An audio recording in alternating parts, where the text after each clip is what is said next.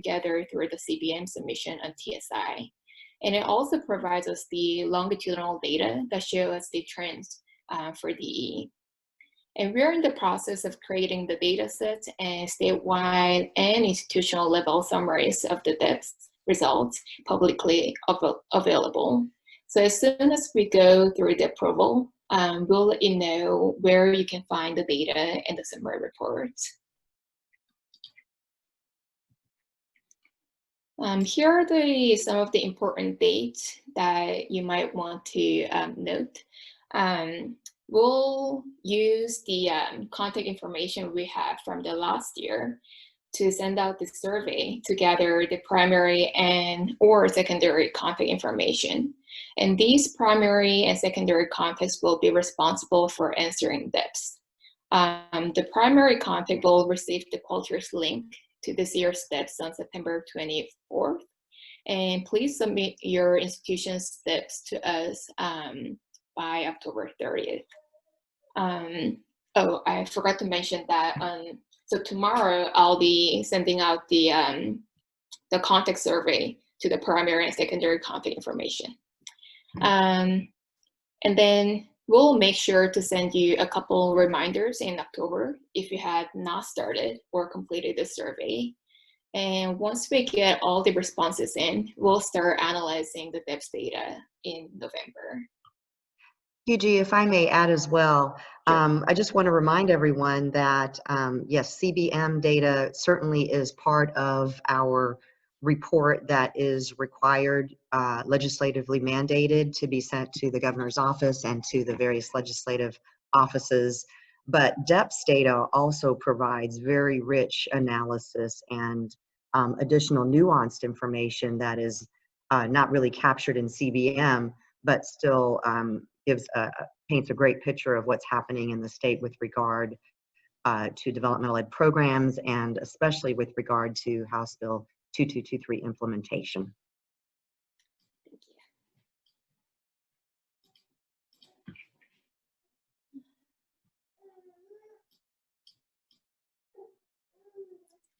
Okay, so here I'll be presenting some highlights from the Section A of the DEPS, which was related to curriculum models. Most of the slides I'm presenting today are those questions we asked at least 2 consecutive years. With regards to the requirements of HB 2223, in fall 2018, at least 25% of the institution students enrolled in DE were required to enroll in a correct model. In fall 2019, at least 50% of the students enrolled in DE be enrolled in correct model. And this slide shows you the average of percentages that were reported in DEPS. 37% of students enrolled in DE math were in a curriculum model in 2018, and this percentage increased to 63% in 2019. For IRW, 52% of students enrolled in DE integrated reading and writing in 2018, and this percentage increased to 71% in 2019, which are way above the HB 2223 requirements. Yeah, just to remind everyone, Yuji, in 2018, the requirement, that was the first year of House Bill 2223 implementation, and the requirement was that 50% of your students enrolled in developmental education be enrolled in a co-requisite model. And in 2019, that bumped up to 75%. Oh, I'm sorry, Gibby. I think it started at 25%. Sorry, thank you. Thank you. So can everyone hear me?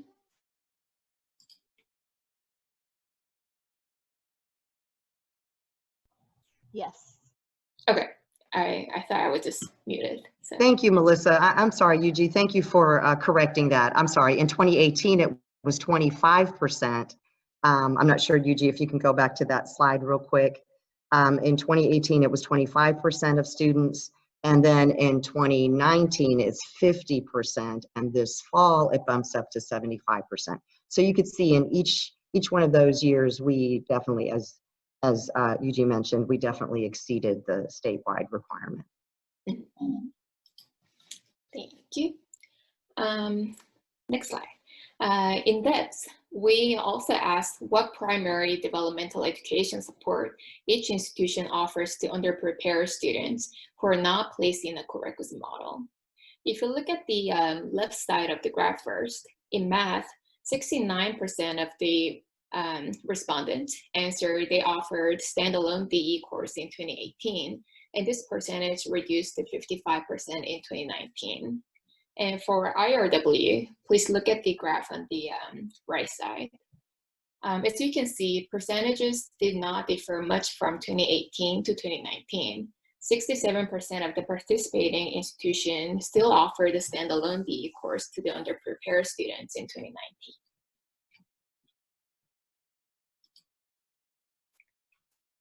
Last year, we asked institutions where those students who scored levels 1 and 2 or 3 and 4 on the TSI ABE diagnostic get placed.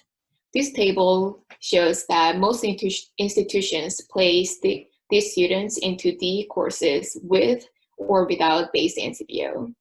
For those levels 1 and 2 students, almost 50% of the participating institutions also place their students into AEL programs.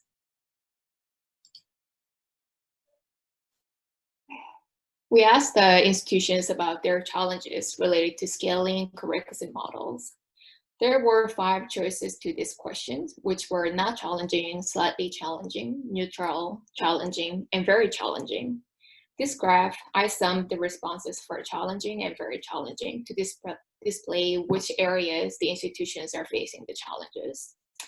This is the top 5 challenges from 2018 DEPS. These challenges were scheduling course sections or sport, providing sufficient number of qualified faculty to teach in a co-requisite model, communicating between faculty and advisors about the co-requisite options, determining structure of co-requisite model, and funding co-requisite model. In 2019, the top 5 challenges changed slightly. Compared to 2018, instead of funding co-requisite models and providing sufficient number of qualified faculty to teach in a co-requisite model, we see educating students on the structure of co-requisite model and advising students into co-requisite models as new challenges that institutions face in 2019. Another thing to note from this challenge question is that the number of institutions answering each of the items, challenging or very challenging, was much higher in 2018. Although it decreased in 2019, we do recognize that it does not mean you're not experiencing challenges anymore. This data, in fact, I think, shows that institutions are taking great effort to make their ways through to adopt the co-requisite models and to help students succeed. Next, we asked about the types of the cost investments institutions committed to implementation of HB 2223 co-requisite requirement. As you can see, in 2019, institutions invested more in developing the early alert systems to identify at-risk students and enhancing academic support services. Also, the number of institutions making investments in creating or revising beta systems to meet the new state reporting under HB 2223 decreased from 2018 to 2019. The next few slides are related to a DE math co-requisite models. In DEPS, we asked which of the following DE math co-requisite model structures an institution is currently implementing, and institutions chose all the options that applied. From this graph, you can see that although a slight decrease, 77% of participating institutions were still offering concurrent or paired course model in 2019. So in this model, students are co-enrolled in college level course and the connected DE course at the same time. The next highest percentage in 2019 was the concurrent intervention model, and there were about 10% of institutions offering sequential course or intervention model. So I think, Yuji, if I can add that overall, you could see that these sequential models where the developmental ed component is generally, a majority of that is offered first, then followed by the college level course within the same semester. So generally the sequential course models, whether it's a course or an intervention, in other words, an NCBO, those are generally decreasing when compared to the concurrent option. So it looks like most institutions are, or seem to be moving more towards a concurrent model, whether it be through a course or through an NCBO. Yes. Yeah. Institutions who chose intervention model were asked in details about the NCBO model, and that will be on the next slide. I'm looking at the trend from 2017 to 2019. The number of institutions pairing technology-supported instructional labs, Emporium model, and modularization decreased. On the other hand, the number of institutions pairing supplemental instruction provided by professional tutors or other instructional support staff or faculty, structured peer or learning communities, or mandatory one-on-one support with first college level math increased. It seems like in general, maybe we can surmise here that more of the face-to-face human interactions seem to be gaining more ground versus a technology-supported intervention. However, with our COVID restrictions in place, we do expect this to probably do a little bit of a flip this next go around when we launch the next steps. Yes.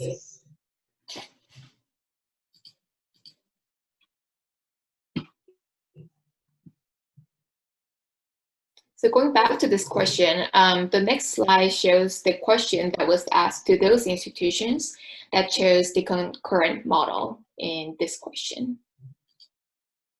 I'll give you a few seconds to read the options for this question, since I'm going to highlight just the third option.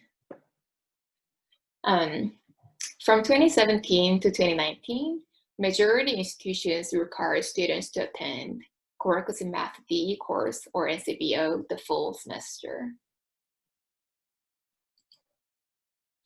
This question, we asked institutions to select the college level math course prefix and number that provide a prerequisite options for students in DE.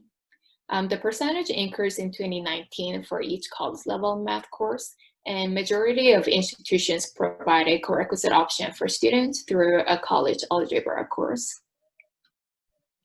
So we can see here from this slide that it looks like college algebra continues to be a very popular option. However, there is huge growth with the contemporary math, especially when compared to 2017 and this past year, from 5% to 84%, and also growth in the other options. So I think one can conclude that most institutions are offering or continue to work towards offering all four of these options as a prerequisite in their for the gateway math.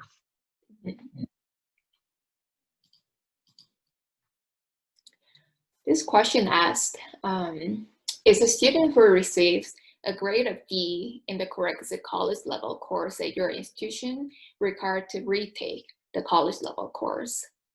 In 2019, 19% of the institutions answered yes, compared to 22% in 2018. 24% of institutions answered no, compared to 39% in 2018. The next two options were not asked in 2018. 24% of institutions answered no, but retaking the college level course is encouraged for course transferability. 23% of institutions answer it depends on student degree plan or major. So if I can add, Yuji, I think you touched on this. In 2018, we did not have the it depends option. So you could see in 2019, although the yes answers went down, I think, you know, it just kind of skewed over different options, including more it depends. One of the reasons why we asked this question, because for reporting purposes only, so for CBM purposes, your institution's reporting personnel are asked to report outcomes based on grades of A, B, and C. So that's considered for reporting purposes, those are the courses that are captured. However, we also just want to reiterate that it's certainly an institution's prerogative to determine if and under what circumstances a grade of D would be acceptable, whereby the student would not need to repeat a course. And a quick example that comes to mind, if it's perhaps a student in a liberal arts degree, the contemporary math is the only math that the student is required to take. The student made a D.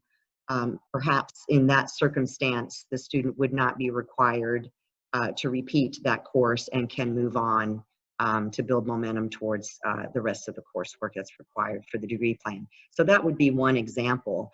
And that's also still just within the institution's prerogative to make those determinations. Thank you. The next few slides are for questions related to integrated reading and writing correctness models. This question was structured the same as the math section. We asked which of the following DE IRW correctness model structures an institution implemented. The percentage of institutions offering a sequential model decreased over the years, whereas the percentage of institutions offering concurrent model was steady or increased. Institutions who chose intervention model were asked in details about the NCBO model, which is following the next slide. Looking at the trend, number of institutions pairing supplemental instruction provided by professional tutors or other instructional support staff or faculty, pairing technology-supported instructional labs, employee model, or modularization increased. Going back to this question again, the next slide shows the question that was asked to those institutions that chose concurrent model in this question. Here, we asked whether students are required to attend the requisite IRWDE course or NCBO, excuse me, the full semester. And from 2017 to 2019, over 60% of institutions answered yes, students do need to attend the full semester. This question asked the institutions to select the college level rating and/or writing course prefix and number that provide a requisite option for students in DE. I pulled top 5 choices which are listed in this chart. I'll give you a few seconds to just look at the course prefix and number before I move to the next slide. So I can add here just to remind everyone with co-requisite models, it's not just limited to English 1301 or 1302. A number of institutions also provide co-requisite options for these other courses, history, government, both sections of history, government, and then psychology, sociology, I think is another one that's also commonly paired. And so those are additional options available for institutions to offer to students.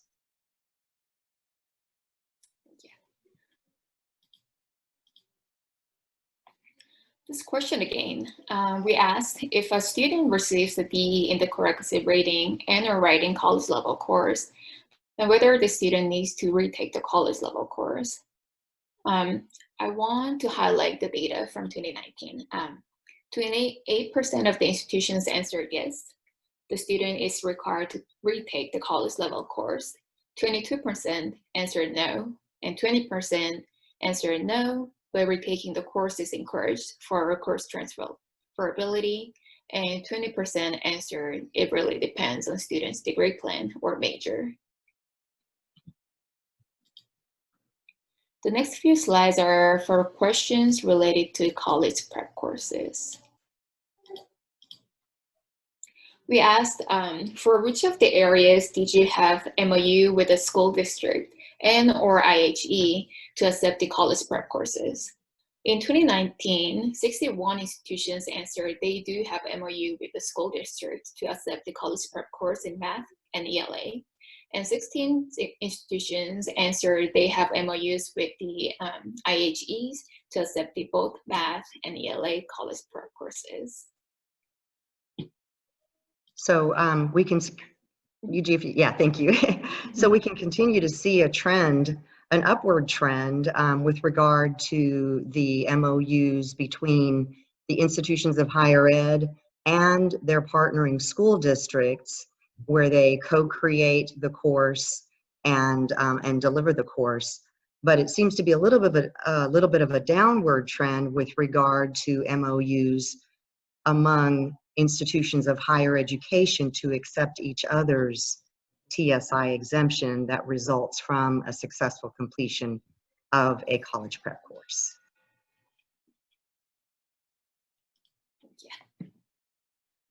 I believe this is the last slide for the DEPS portion of today's webinar. For this question, what does your institution require to demonstrate successful completion of the college prep course for each area below?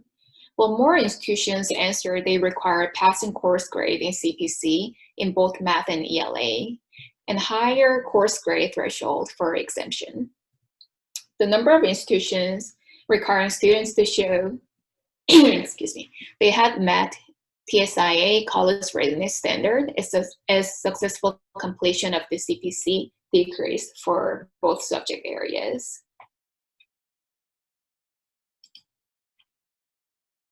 Well, I included our contact information in this slide. If you have any suggestions or would like to see certain questions in this year's steps, please reach out to us. We really welcome your feedback and suggestions. Now I'll pass on to Dr. Stan Morales-Vail for the information about the Texas College Bridge. Thank you, Yuji. Could you actually go back one slide? Of course. I just wanted to, thank you. I just wanted to highlight that one of the most common ways, obviously, to determine whether a student had successfully completed a college prep course would be meeting the TSI College Readiness benchmark. But you can see from the data here on the ELA, back in 2017, 50% of the MOUs between the institution and the school district required meeting the benchmark, and that reduced to 29% in 2019. So that trend is going down. And then same thing with the math. It was 46%, roughly close to about 50% of those MOUs required passing the TSIA, and again, that's gone down to 30%.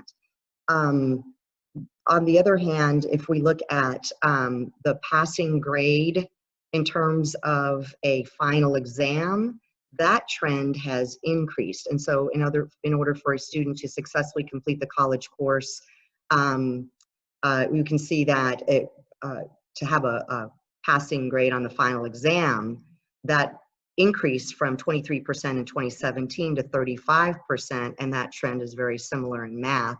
And so it looks like in lieu of perhaps a TSIA passing score, institutions are focusing a little bit more on a final exam and passing that final exam as a way to demonstrate successful completion of the course.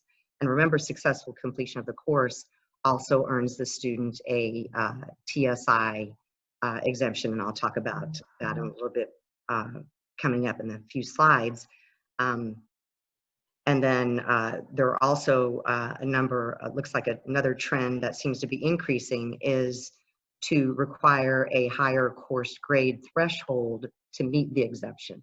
And that is reflective because when students take the college prep course, they also get certain high school credit, but it looks like the trend is also going upwards, where an institution would require a higher threshold if it was going to actually qualify the student for a TSI exemption. So anyway, I think that that's interesting to see what kinds of trends are happening there. And also what I wanted to mention here, and something possibly to consider for institutions, and that is what we call a no-risk TSIA administration. So whatever you have agreed upon with your partnering school district in terms of what entails successful completion, that certainly can remain in place, and you've agreed upon, and you know, both groups are happy with that determination. But we ask you to possibly consider also administering the TSIA for students at the end of that course at no risk. And so if they pass the TSIA as a result of having taken that college prep course, that's a win. They now have an exemption that is valid across the state for 5 years. But if they don't pass that TSIA, they still have an opportunity to have successfully completed the course based on the local agreement that you have between you and your partnering school district. So it's a no risk for the student, but it could possibly also qualify the student for an exemption that would be applicable, again, across the state for a longer period of time. So thank you, Yuji. If you want to go ahead and move into the next section. Yes. I want to jump in before we really change subjects, say we're doing really good on time. I wanted to address a couple of questions that came up specifically regarding the DEPS and reporting. And the first I'm going to yield to Yuji or Melissa. And the question was, is there a breakdown of students enrolled in CORECs by college? And as I guess my interpretation of that would be, we collect the data on House Bill 2223 in terms of the DEPS, where they're required to insert their numerator and denominator. Do we publish that information anywhere disaggregated by college? We do have institutional reports. And like, as I mentioned, once we get the approval from our leadership, we can go ahead and post that on our website. Or if the institutions reach out to me and ask specifically, then I can send it out. Spot on. So to that question, if you would like to see what was submitted on behalf of your institution for their DEPS, and it's within your protocol at your institution, I always just want to highlight that because institutions have different protocols. If you do reach out to Dr. Yuji Kim, she can provide you with that. But as of now, it's not widely published on our website. That's right. And another question that came in, and it was more of a comment, and it was talking about the timing of the DEPS juxtaposed against CBM reporting, particularly the 002 and the S, which we use a lot when we're looking at the college readiness data on our end. And to that question, the DEPS, and I already responded to it in chat, I just wanted to make it public, but the DEPS is more so of an inventory of what happens in developmental education across the state. So we have extensive meetings where we're literally trying our best to avoid the duplication of effort. And what I mean by that is we try our best to avoid asking questions on the DEPS that we already can find the answers to via CBM data. So just know that there's a high intentionality there in terms of not making institutions do things twice. So we take definite, we heed to survey fatigue, I would say. So we try our best to make it a very streamlined instrument to, again, get data that informs statewide trends in developmental education. And the last question that came in was, actually, that was it regarding the, oh, actually it's not, here it is. So what are the penalties for institutions failing to achieve the 50% goal in fall of 2019? And Suzanne, this one is all yours. So basically what we do, and this is again legislatively mandated, we have to provide statewide progress on meeting the various goals of House Bill 2223. So the 25% in 2018, 50% in 2019, and again 75% this fall. We have to provide that on a statewide level and then also on an institutional level. And in fact, if you go to our website, and I certainly can send this link out as well for anyone who's interested. In our last developmental ed statewide report, we had in the appendices each institution in terms of how they met the original 25% goal in 2018 and how they fared. And so we have to report those outcomes as part of the report.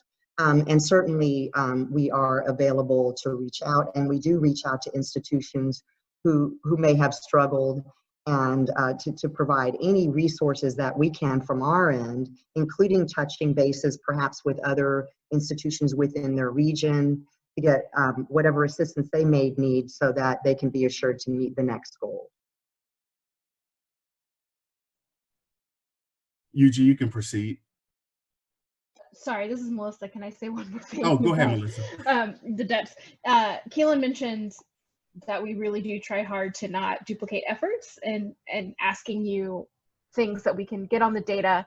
I will say the reason why we still ask you to give us exact numbers on the DEPS for that fall is because we usually use that data for reports that are due at the end of the year, yet CBM data does not come in for that information until the following spring.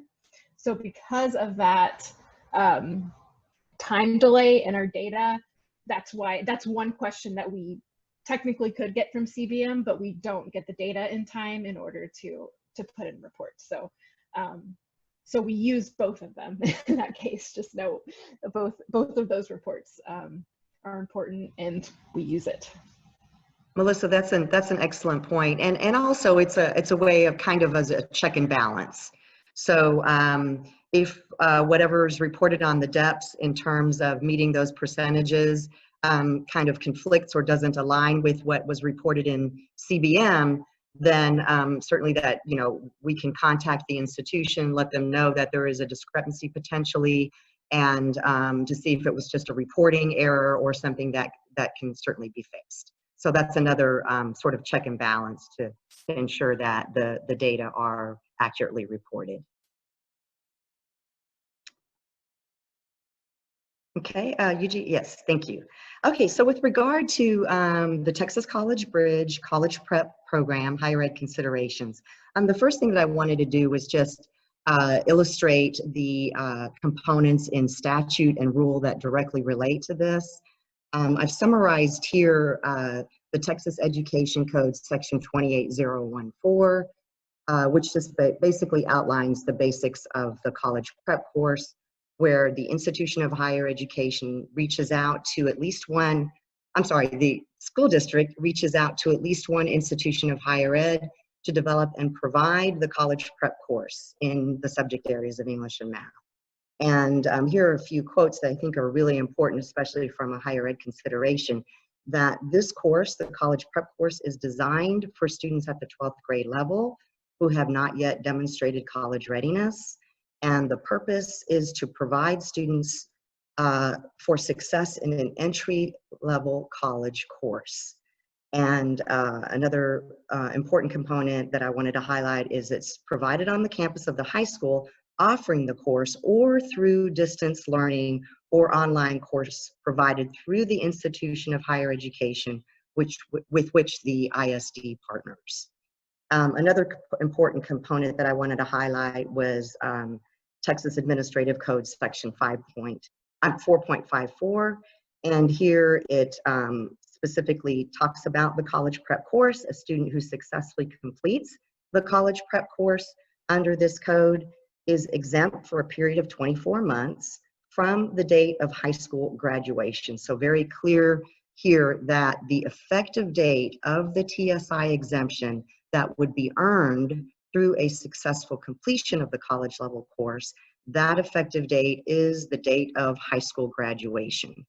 And of course, it is divided into the area of math and English. And of course, a student could potentially meet both if the student engaged in both of those college prep courses.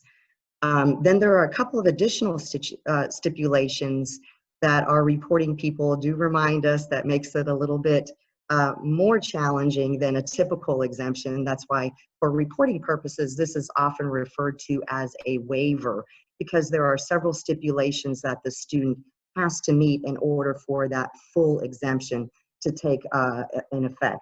So the first is, of course, they have to successfully complete, and the effective date is the date of high school graduation.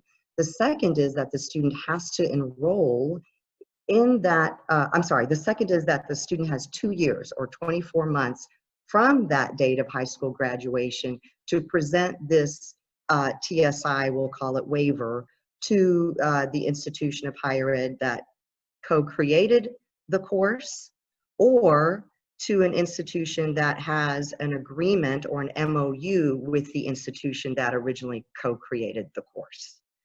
And so they have 2 years to present that exemption. And then once they present that exemption at that institution, then the student has 1 year to actually enroll in that first college level course to which the exemption applies. So that would be a first college level math course, or a first college level reading and or writing, or reading writing course.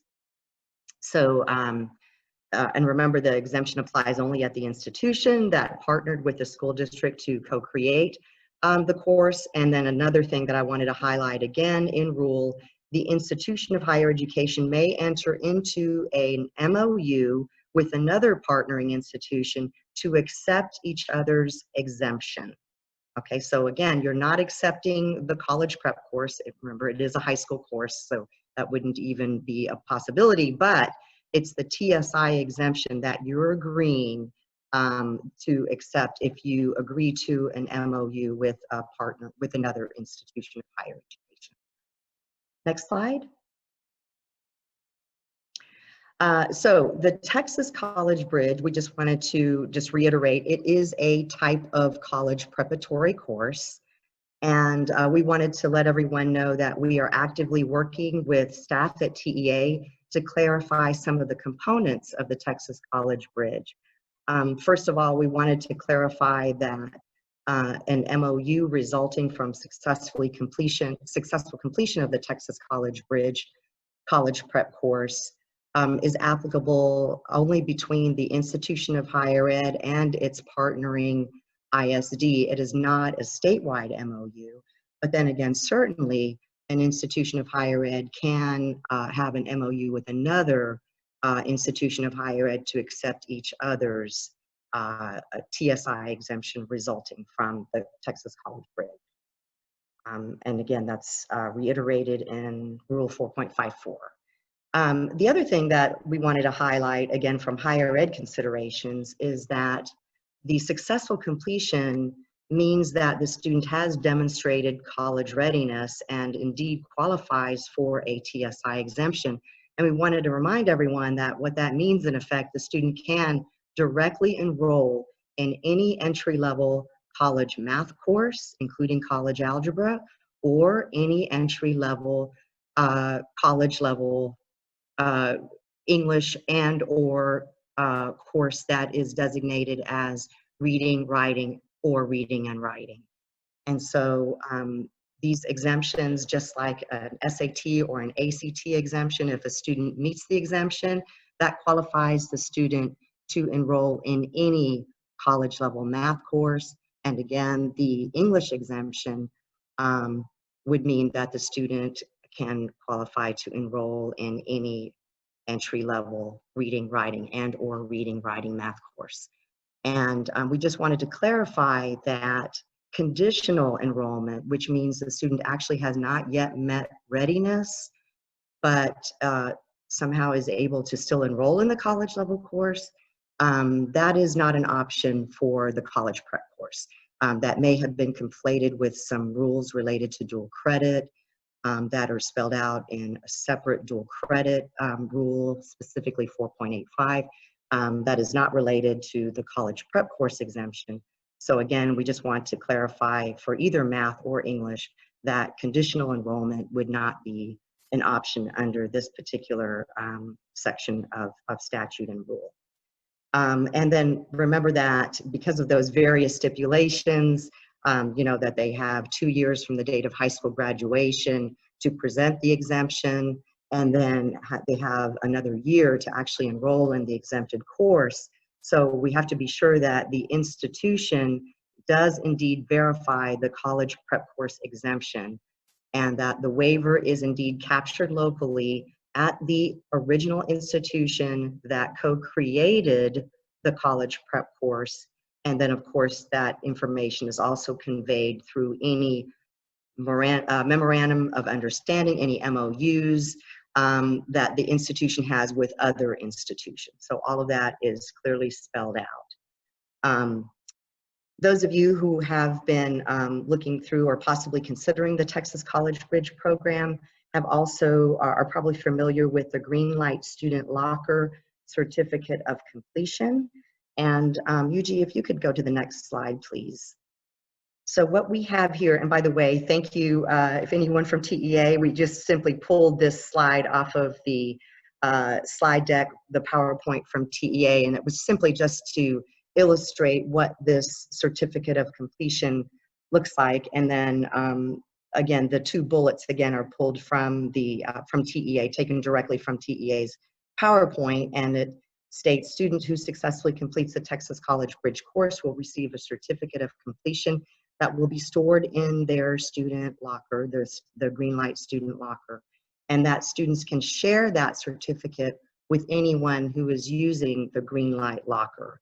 So our concern is simply this from a student perspective, and then again, strictly from the student's perspective, who successfully completed the college prep course, or whether it actually was part of an agreement with an institution. They will, upon successful completion, will receive a certificate. Now, it does say it's for illustration purposes only, but you could see here that it states that the student would be prepared for certain level math courses, and that the student met and even exceeded the requirements.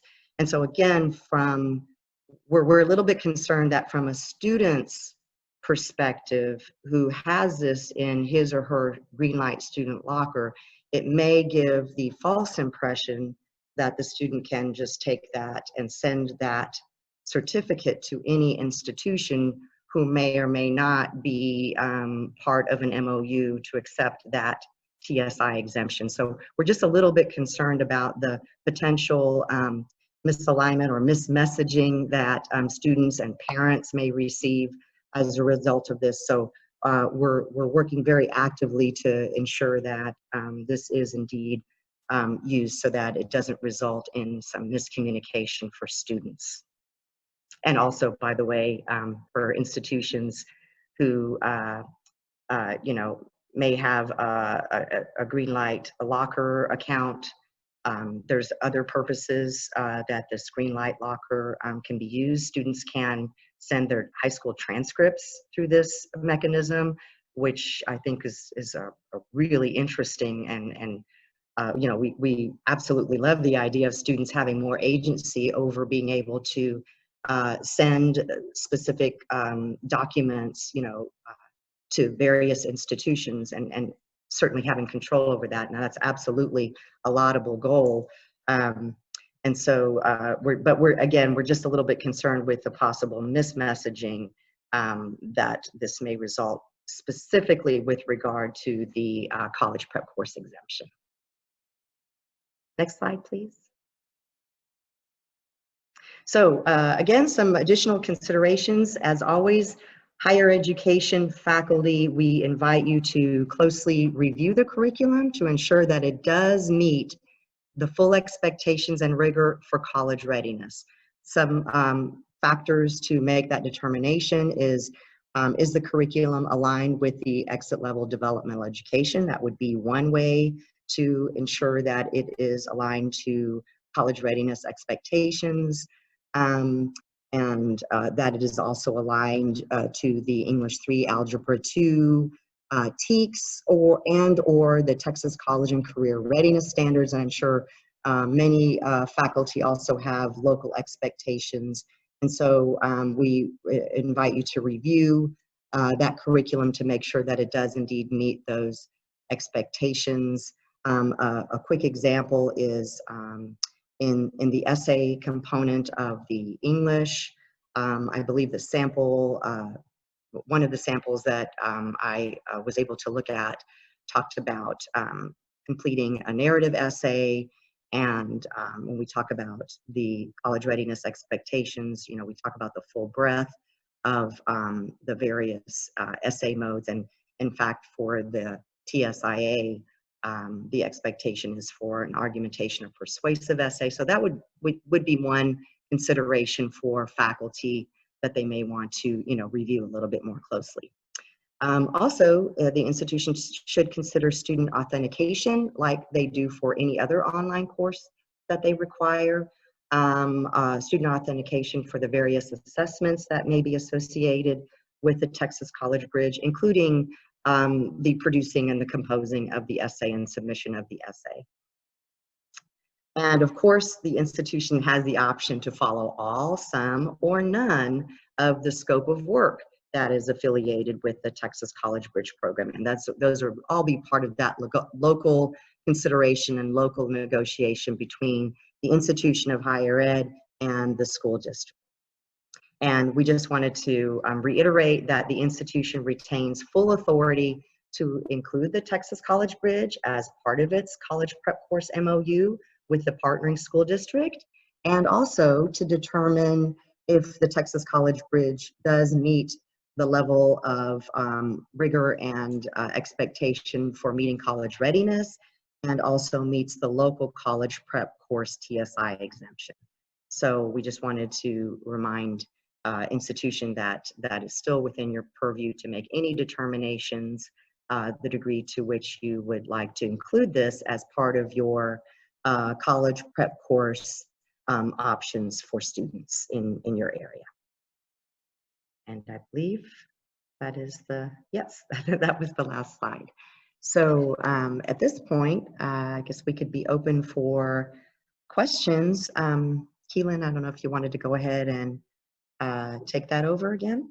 Sure, and I have a few. So the first question is, it was in the chat, but in terms of, is there anywhere that we can direct the audience to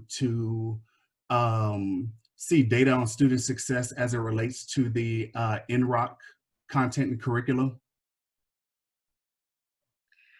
Yes, absolutely. And that's something that I'm sure that as part of the institution's consideration and review of the curriculum, absolutely, we highly encourage you to ask for the various outcomes and other reports and data that they have with regard to the EdReady NROC curriculum. Certainly, that would be part of your review of the curriculum and determination of whether the various modules and the various learning outcomes that are addressed within the curriculum and within the scope of work, more importantly, does indeed meet the rigor and local expectation for meeting college readiness.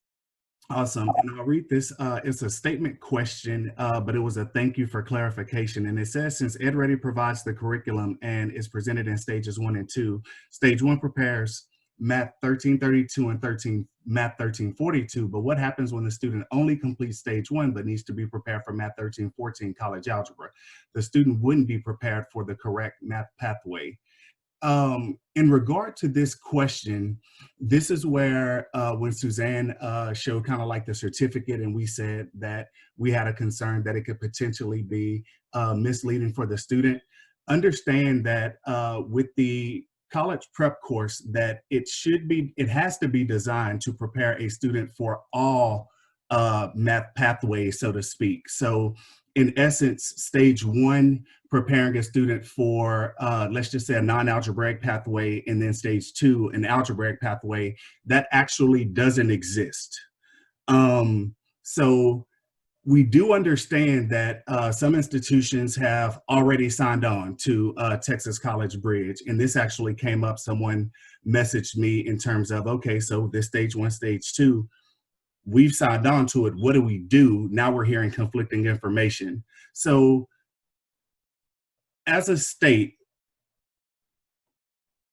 we don't anticipate you rescinding on the agreements that you've already made with students, that we're very much in the best interest of students, and we would not yank that carpet from under their feet when they've already agreed to this. However, definitely moving forward, like with the fall semester, the expectation would be that our institutions of higher education understand that a student must complete both stage 1 and stage 2 in order to be considered for that for the TSI exemption. And note, after the student has completed stage 1 and stage 2, let's just say that to get the exemption, the threshold was 80% on stage 2. I'm just throwing out some numbers, although I know that some already exist in the MOU.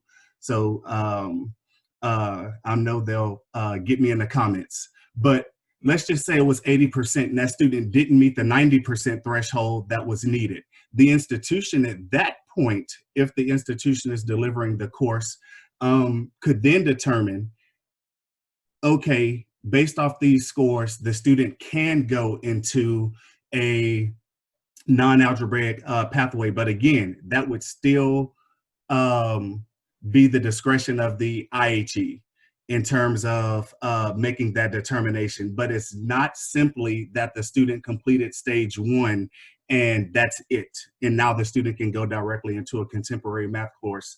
The student would have to complete both stages 1 and 2, particularly as it relates to math. And I think Suzanne went very in depth on the English side, the IRW side as well. So let me just make a quick clarification on that.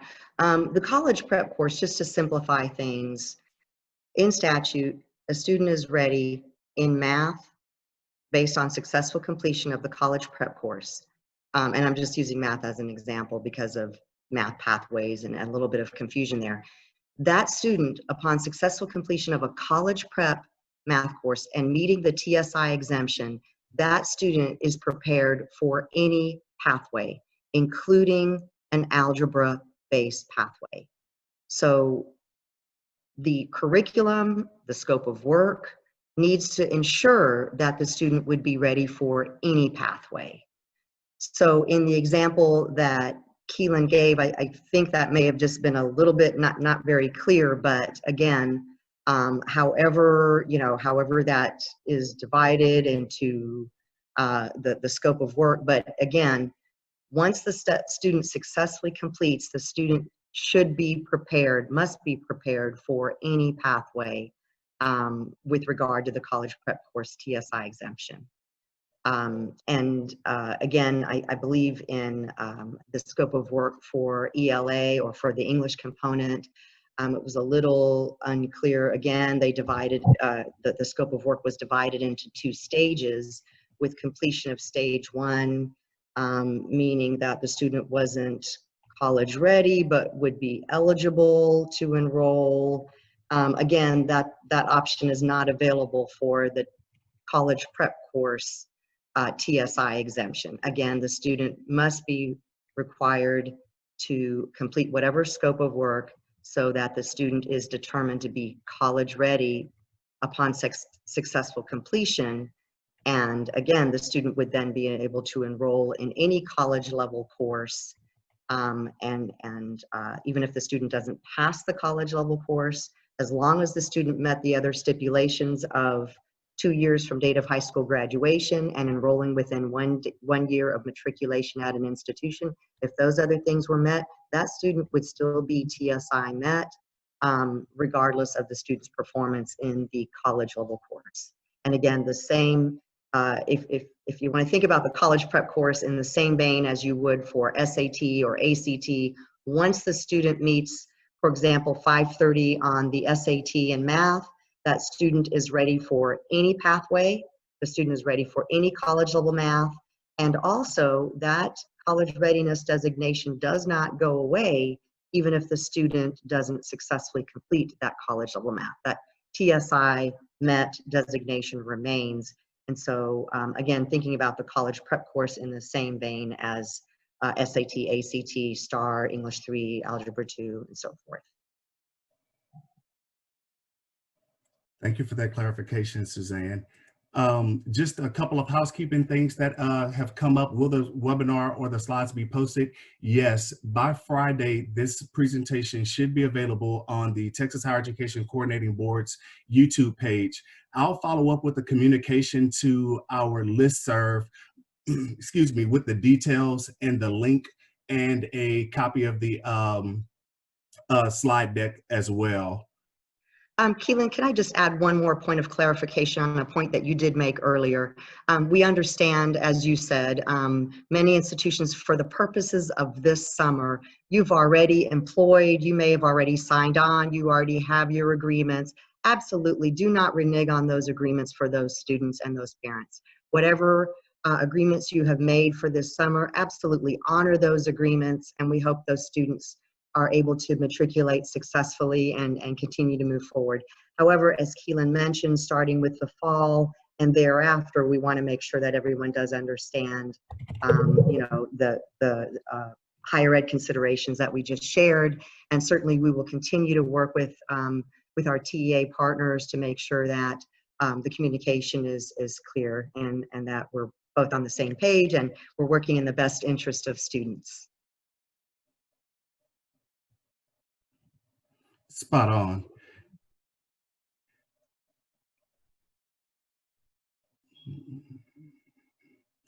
All right. And I'm going to go ahead. Dr. Tina Jackson from Collins, she actually has a question and I don't quite follow it. Dr. Jackson, I'm going to unmute you and you can go ahead and ask your question to the panelists. Hi, colleagues. This is Tina. Thanks, Keelan. You know, I really like EdReady. I think it's a great format. I know a whole lot about it from working statewide. But one of the challenges that I've seen across the board is that the area that prepares students for the pathway of college algebra, where they start the students at, is at a really low level. So I've gotten a lot of pushback for, of course, you know, those folks who really don't believe in the 3 pathways. And, you know, I totally believe in the 3 pathways since I helped to develop them. One of the questions I had was, is there any data that's out currently that you all can share with us about what our students are really doing as far as their pathways in their majors? And so when we go back to our faculty members who are saying, no, they need to be more prepared in this area, we're able to make the case that, you know, based off of what we know about the student population that we're serving statewide, this is why we believe that this curriculum works, this math curriculum works for our population currently.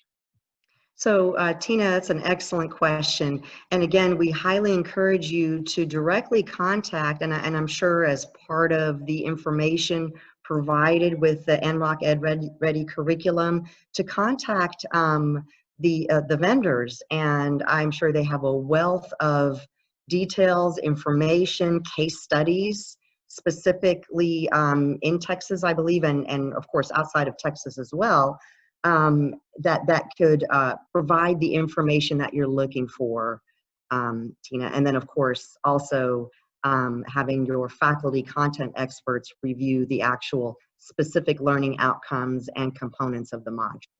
So yeah, absolutely. We highly encourage you to contact the vendors directly to ask all of those detailed information, data bits that would help your institution to make an informed decision.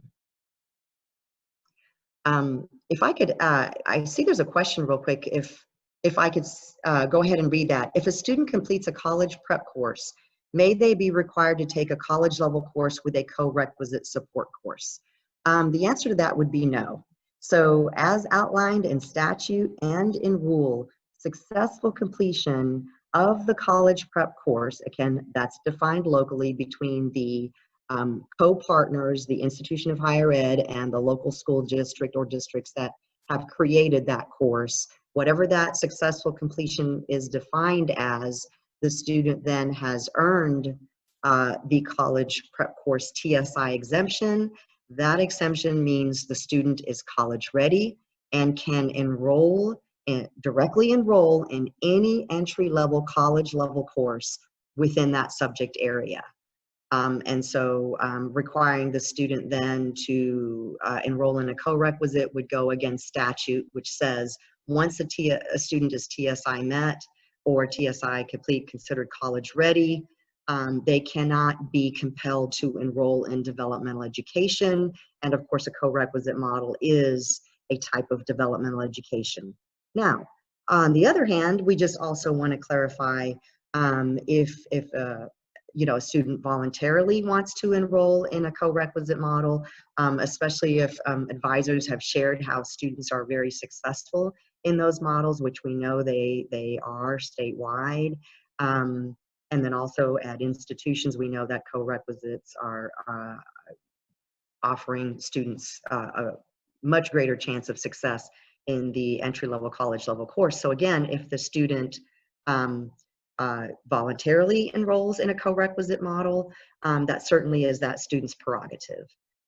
We just want to make sure, though, that the student does understand that it is a voluntary decision once the student is TSI met, that it is a voluntary decision, and we encourage institutions just to have some sort of documentation, maybe just a short form or something where the student understands that they are voluntarily enrolling in developmental education, even though they are college ready. But we highly encourage institutions, especially those students who may be on the borderline or maybe you know, just seem to really want to have that extra support.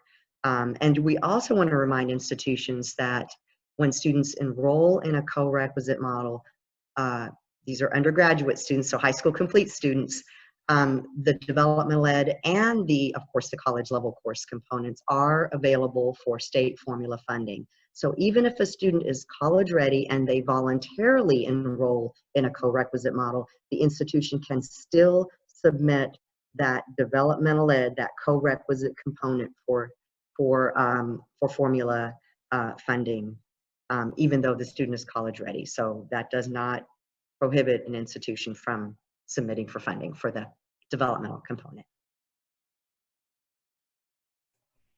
And Suzanne, real quick, and I don't know if this is a question we actually have the answer to. We might have to defer to our colleagues with TEA. How long will we have the Texas College Bridge was a question that came in through the chat. That's a great question for our colleagues at TEA. I understand in the current information that has been shared on the Texas College Bridge website, there is a phase 1, which is the summer, a phase 2, which is academic year 2021, and a phase 3 for next summer.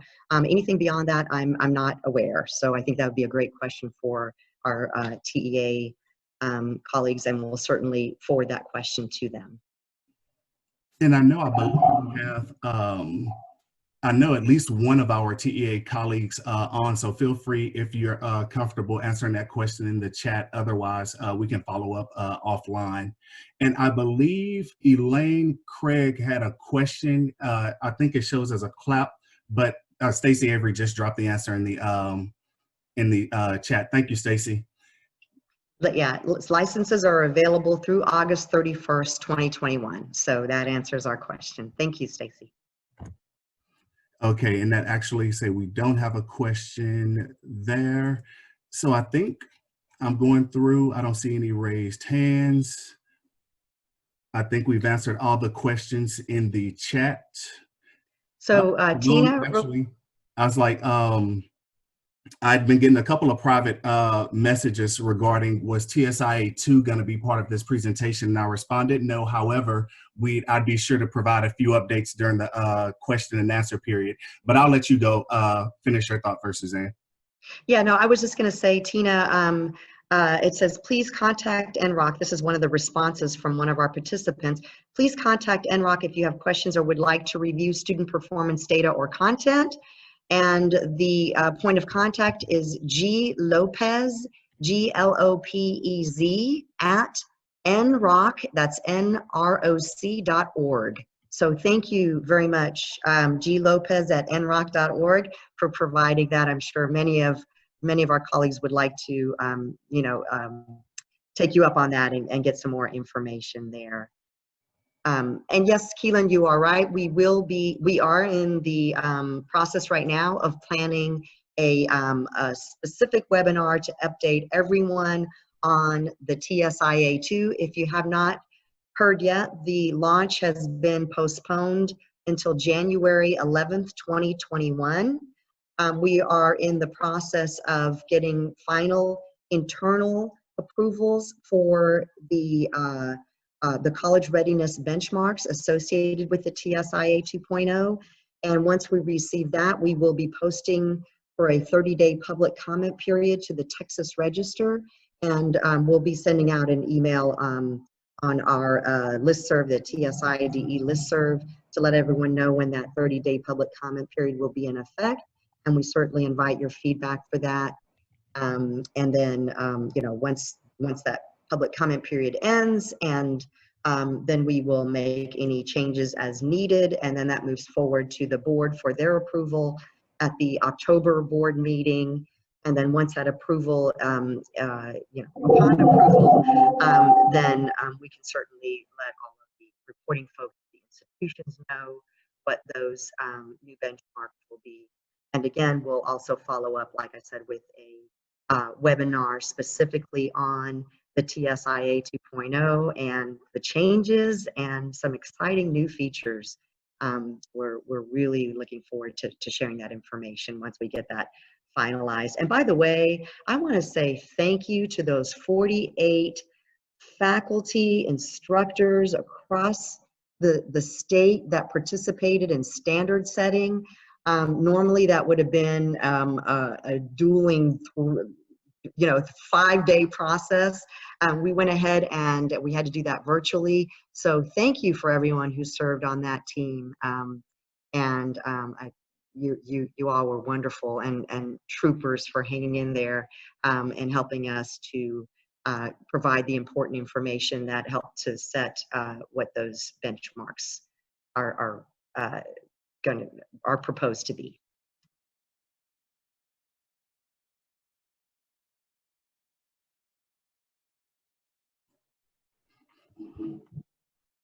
I think we're in closing remarks now, Suzanne. Okay, so Yuji and Melissa, is there anything else you wanted to add before we end our webinar today? Not for me. Thank you so much for your time, for joining us today. Don't have anything either. Thank you all. Okay, well, if there's nothing else, thank you all so much for spending time with us this afternoon. Keelan, you might want to share some information about recordings and when the webinar will be available. So thank you, everyone, and we'll see you next time. All right, and then just as a final thought, say the recording should be available by Friday on the Texas Higher Education Coordinating Board's YouTube page. I'll send out a kind of bulletin with an update about the topic of this webinar with those associated links as soon as it's done. And on behalf of the Texas Higher Education Coordinating Board, again, thank you for joining us today, and be on the lookout for our future webinars. If you've not already subscribed to our TSI or in developmental education listserv, if you go to the Texas Higher Education Coordinating Board's website and type in developmental education or TSI, and once you reach our landing page, you'll see the link that says click here to sign up for updates. And that way you can get firsthand information. I received a number of emails from colleagues across the state saying they just got it today and was hoping that they got a space to attend the webinar. But if you would like to sign up for those updates that we send out via our Gov delivery system, our listserv, definitely you can do so, again, by going to the Texas Higher Education Coordinating Board's website, and in the search bar type in TSI or developmental education. And once you're on our kind of homepage within the site, there's a link that says click here to sign up for updates.